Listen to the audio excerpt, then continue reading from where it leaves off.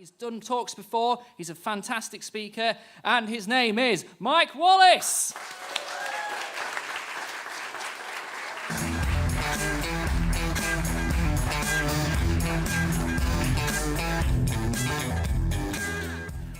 In 1987, a group of people in Chicago were watching the news when this guy appeared on their screens. It's clearly a bloke wearing a Max Headroom mask with a set up in his garage. And it is possibly the creepiest as fuck thing that has ever happened on television. It is the only time a commercial broadcast has been interrupted by a private broadcast ever. Nobody ever found out who it was, and nobody even coughed to it until about 2 years ago. And this is an example of cultural jamming, where cultural stuff has been subverted for political or artistic or just having a laugh reasons. We see this all the time. We see billboards that have been that are adverts that have been painted on by street artists and subverted. And every time I see this, it's fewer. Pisses me off every time. But this kind of thing has been going on forever. This guy was a prisoner of war in World War II called Alexis. He did needlepoint as a hobby, and whenever he was moved to a new camp, his needlepoint was put up and proudly presented by the Nazis who were keeping him prisoner. And they didn't realise that around the edge had Morse code, which said, "Long live the king and fuck Adolf Hitler." It's not about spray painting a guy throwing a bunch of flowers on a wall. It's more than that. You need to think about the sort of things that create an idea. In modern times, we kind of went with situationalism. This guy, Guy Debord, and his wife, Michelle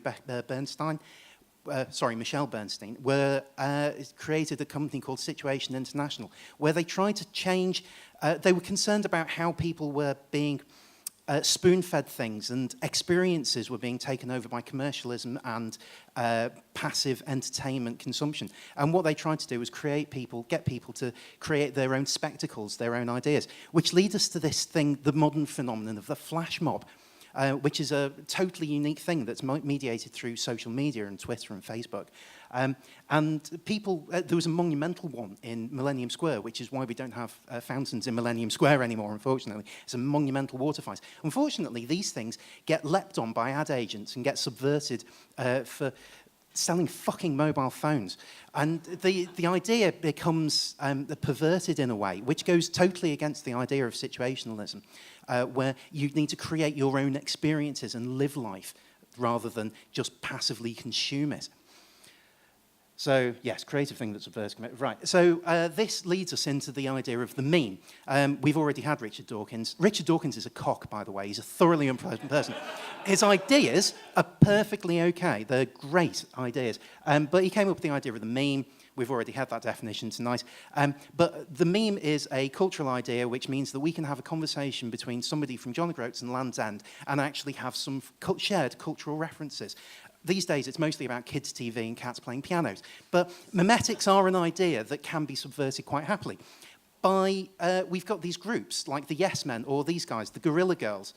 I say these guys, these folks. In 1986, they came up with a subverted poster, which was highlighting that 4% of the artists in the Met Museum were women, and 85% of the nudes were women. So the only way that you could get into the Met if you were a woman was to be naked.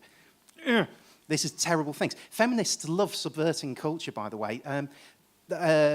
Muriel Manners in 1912 managed to get hold of an airship and wanted to leaflet the state opening of Parliament.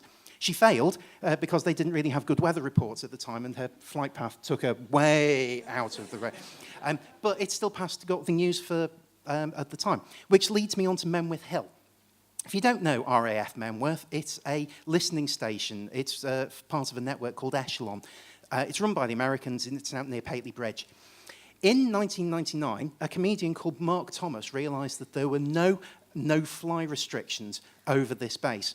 So he set up a balloon tours company. He flew over Menwith Hill in a hot air balloon and made telephone calls where he was talking about buying explosives and selling drugs and talking about Hezbollah.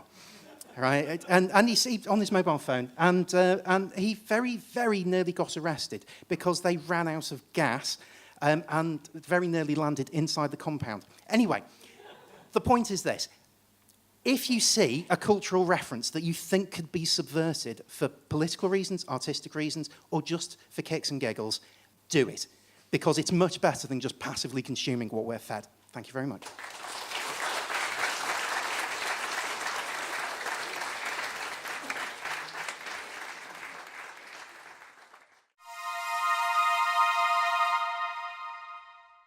Thanks for watching.